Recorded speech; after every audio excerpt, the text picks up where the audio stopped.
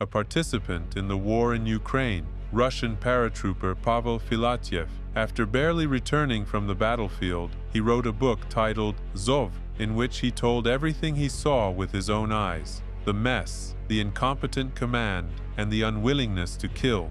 The serviceman said that after he published the book, for 2 weeks he changed his place of residence every day so that the Russian authorities wouldn't track him down.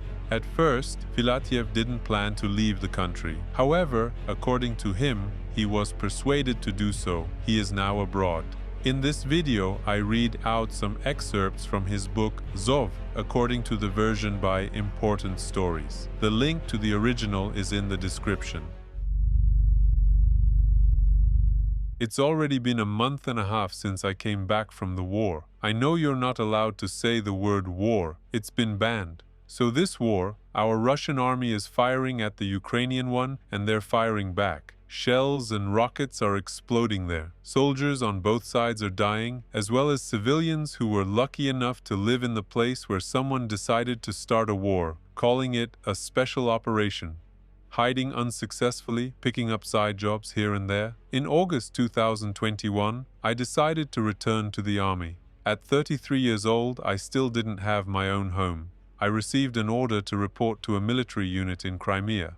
About 10 days later, they gave us uniforms, but only summer ones. There were no military boots in my size, so I had to go and buy them myself in a local store. At the morning formation, I start to feel horror. On the parade ground, 2 tattered flags are waving, one of Russia and one of the airborne forces. The national anthem is playing gloomily from a speaker, and half of the servicemen aren't singing it. In mid-October, they start issuing fall and winter uniforms, but only used ones and not in the right sizes. I refuse to accept worn-out uniforms that don't fit, and that leads to tension with the commanders. They don't like rebels here. After arguing with the company commander, I go and buy myself a winter coat.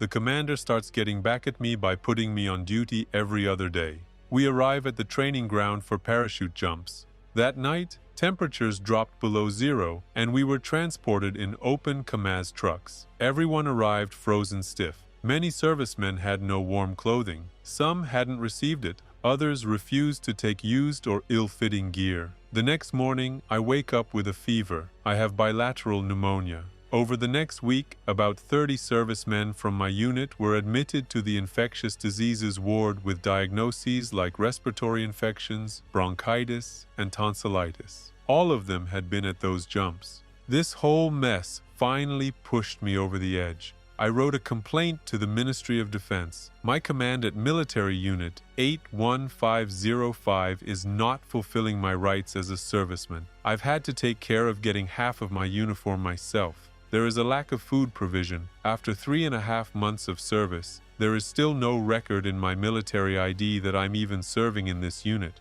No weapon has been assigned to me. In these 3.5 months, there has been no training except for some pre-jump preparation. Among contract soldiers, the atmosphere is one of apathy. In 90% of the smoking areas, the main topic is, "Wish this contract would end already." Being in such an important strategic area, I see complete anarchy. There's only a faint trace of actual combat readiness here. After my complaint to the Ministry of Defense, the unit command quickly arranged a formal inquiry, where they portrayed me as someone who regularly violates discipline and as the worst serviceman in the unit. After receiving a reply from the Ministry of Defense, in which they wished me strong paratrooper health and advised me to watch my own discipline, any remaining desire to serve in this madhouse kingdom disappeared completely. And this is the airborne forces, the so-called elite, or in other words, the reserve of the Supreme Commander-in-Chief.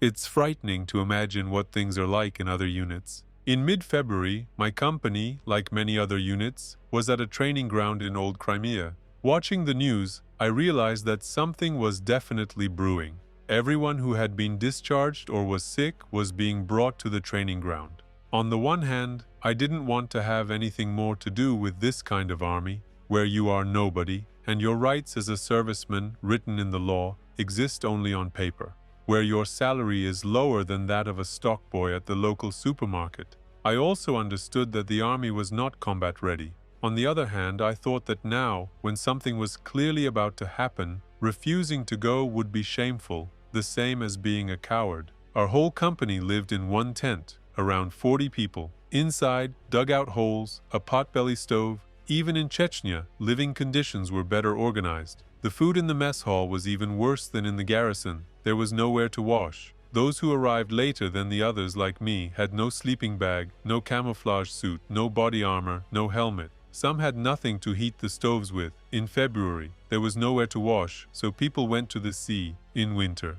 As a result, by February, the hospitals were already full of sick soldiers, and there was even an order to forbid anyone from being admitted to the hospital. As soon as I saw my commander, I asked him, "Where's my sleeping bag and body armor set?" He replied, "There isn't any. Where to sleep and where to get your gear, that's your problem." Over the next few days, we went to the shooting range. That's when I finally held my rifle for the first time. Before that, for 4 months, I hadn't been assigned a weapon at all. It turned out my rifle had a broken sling and was completely rusty. During the very first night shooting, the cartridge jammed. Around February 20th, an order came in. Everyone was to urgently gather and move out, traveling light. A forced march was ahead, to an unknown destination. Most people hoped it meant the end of the training exercises. In the end, we arrived in the fields near the town of Armyansk in Crimea. In many of the UAZ vehicles, the heaters weren't even working.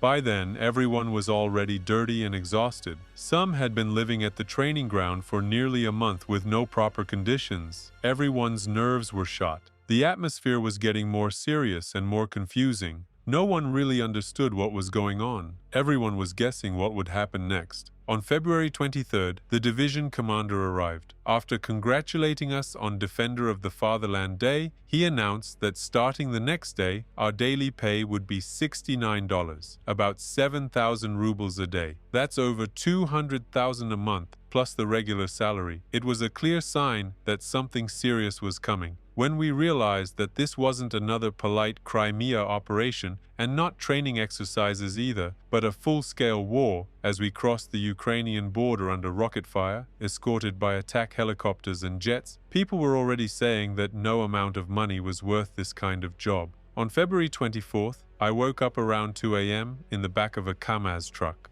A convoy. Gunfire somewhere in the distance. All engines were turned off, headlights off. I heard explosions. A low rumble. I saw the sky light up from rocket launches. On both sides of our convoy, multiple rocket launchers were firing. It was impossible to understand what was happening, who was shooting, from where, and at whom. A quiet murmur started. "It's begun." I felt a deep sense of unease and the realization that this wasn't going to be another Crimea is ours scenario.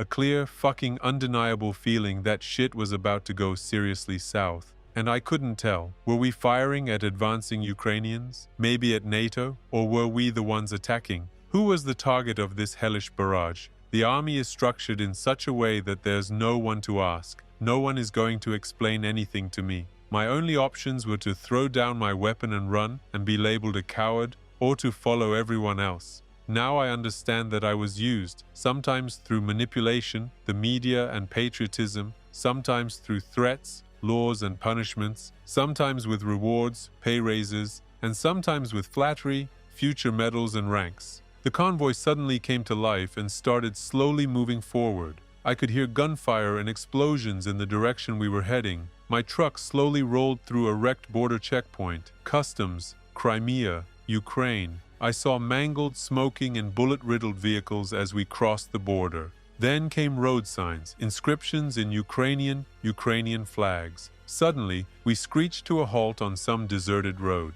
A command came through, "Prepare for battle." We all jumped out of the trucks, clumsily, and scattered along the roadside, taking combat positions. Some knelt, some laid flat, and some just stood around. Didn't feel like getting dirty. Good thing it was a false alarm. If there had been a prepared enemy waiting, they would have torn us to pieces with that kind of combat readiness. This whole time I was riding with a round in the chamber, ready to shoot anyone who looked like a threat. Where we were going, why, for what purpose, no one knew. But one thing was crystal clear. This was a real war. Later, I found out we'd been ordered to head for Kherson, to take the bridge across the Dnipro. That's when it became obvious. We had invaded Ukraine. I also learned that we already had wounded and killed. Then a fighter jet flew low over us. Whose was it? Ours or theirs? No one could tell. Our commanders had no comms. The officer said, "No contact, no clue what the fuck's going on,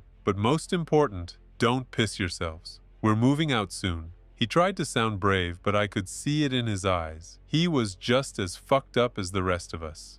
February 25th. We're getting ready to move out. Suddenly, the head medic of the regiment shows up. He's walking around, looking for where to place a wounded soldier. Sees that there are only 2 of us in the back of our truck, and that the bed is neatly packed with crates of mines, just enough space to lay down a stretcher. He places the guy, delirious, on the crates, gives him a shot, wraps him in foil, and tells us, "Keep an eye on him. If he starts bleeding, tighten the tourniquet."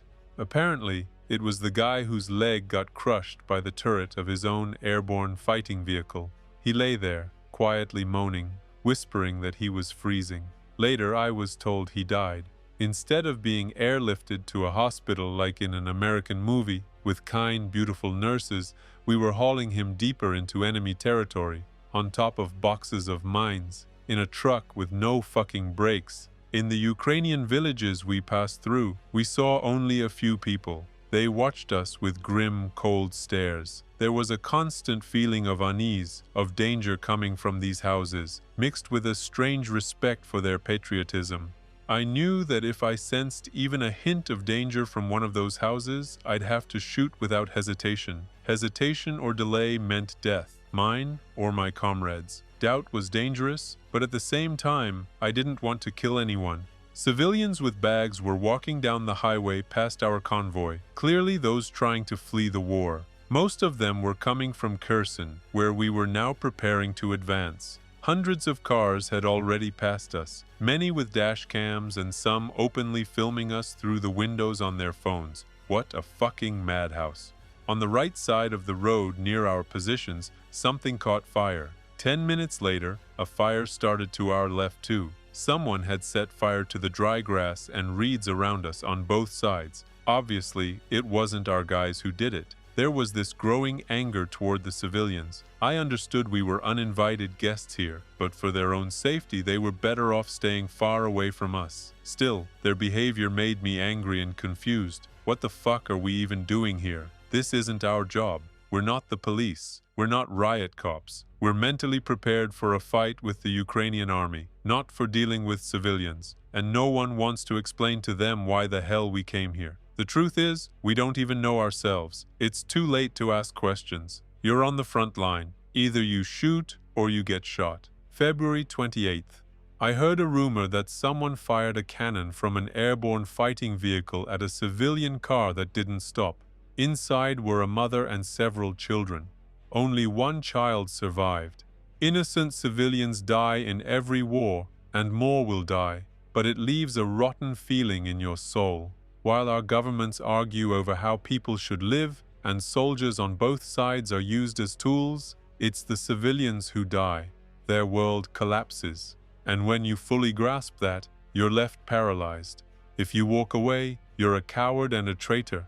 If you stay, you're complicit in death and suffering. I kept thinking about how we were going to storm Kherson. I didn't believe for a second that the city's mayor would come out with bread and salt, raise the Russian flag over the administration building, and welcome us in with a parade. From what I'd heard, Kherson was a major city. If we rolled in as a convoy, we were fucked. I knew our level of training and organization. I was bracing for the worst. And just how bad must things be in the Ukrainian army if our command actually thought we could take that city in a single push? We should have taken it yesterday. Yesterday, we still had the element of surprise. But as always, in peacetime, our army is a mess, and in wartime, it just gets worse. We were told enemy Grad rockets were about to hit our position, and it was clear there'd be a lot of 200s killed and 300s wounded. Our aircraft and helicopters haven't been seen in a while. No communication. Everyone's exhausted and just wants to sleep, but no one wants to die either. Some guys were still digging trenches with what little energy they had left. drenched in sweat. There were about 500 of us here. The vehicles were parked in chaos, trenches were being dug into sand, and we all knew they wouldn't save us from multiple launch rocket system (MLRS) strikes. I walked around with a lump in my throat, realizing I might not make it until morning. I walked up to a group and started talking to the guys. They told me only about 50 people from their 11th Brigade were still alive. It sank in hard. The thought of dying so pointlessly under a barrage of MLRS and a counterattack from the Ukrainian armed forces. For us, this would be a slaughter. We were depleted. We weren't on our own land. We didn't know the terrain. No communication, no air or artillery support. Those who pushed forward had already been wiped out. Where were the main forces? Where were the Armatas, the Sarmats, the White Swans, and all that other bullshit they bragged about on TV? All our preparation existed only on paper. Our equipment was hopelessly outdated. We, an airborne assault battalion, were sent to war in UAZ trucks. A huge number of vehicles didn't even make it to the front, and that was just 200 kilometers. Even our tactics are still the same as our grandfathers. With those thoughts, I walked up to another UAZ from my company, where someone had gotten hold of a bottle of cognac. We start preparing for the assault on Kherson. Our forces don't have serious equipment or weapons. We're not the main army. Our total number across the whole country is at most 40,000, and part of that are conscripts. They're in the garrison. Where is the army? The ride didn't take long. A small bridge appeared ahead. That was already the entrance to the city. On the bridge, our convoy lines up and comes to a halt. A perfect spot for an ambush. The convoy is stuck on a narrow road. We're just a perfect target in our unarmored UAZ trucks, and we stand like that for about 20 minutes, not moving. In the end, we start slowly turning back. Turned out we fucked up the right turn. It's getting dark. The order comes in. Everyone, dig in.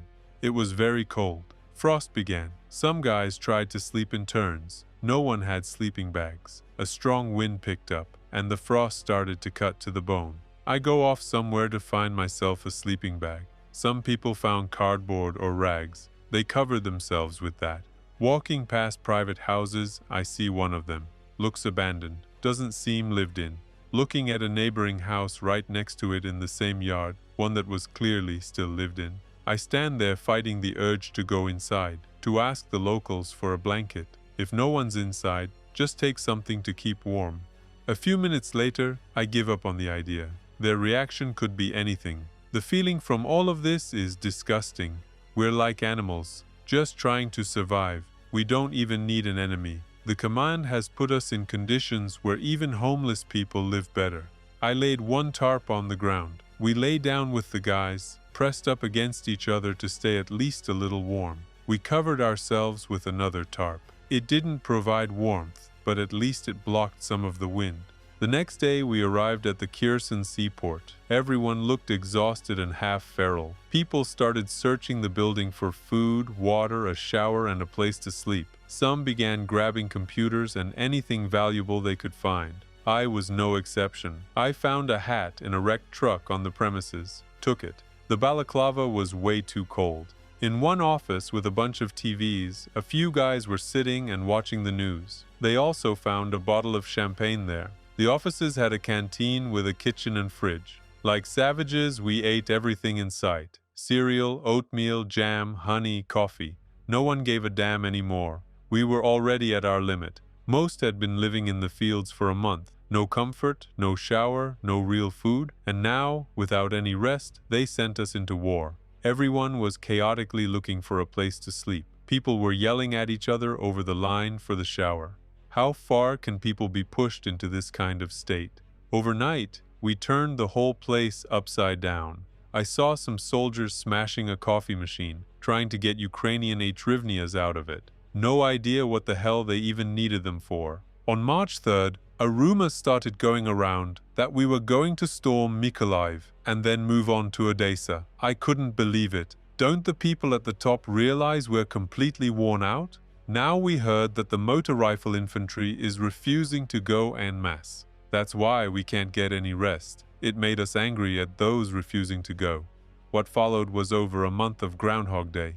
We dug in. artillery was hitting us. Our artillery was firing at the Ukrainian armed forces. We hardly ever saw our aircraft. We just held our positions in trenches on the front line. No way to wash, no proper food, no real sleep. Everyone grew beards and got filthy. Our uniforms and boots were falling apart. We never saw the high command. There was nothing to eat except field rations. One box was supposed to last 2 days. They announced that we'd get paid for each killed Ukrainian soldier or destroyed vehicle, just like the militants used to do in Chechnya. No one ever brought us new uniforms, boots, gear, or warm clothes. A couple boxes of humanitarian aid turned out to be filled with cheap socks, t-shirts, underwear, and soap. Basically, the only things that reached us were care packages from relatives and wives in Feodosia. But somehow, those didn't always make it either. Some of them had been opened. Only thanks to those packages did we finally start eating something decent: tea,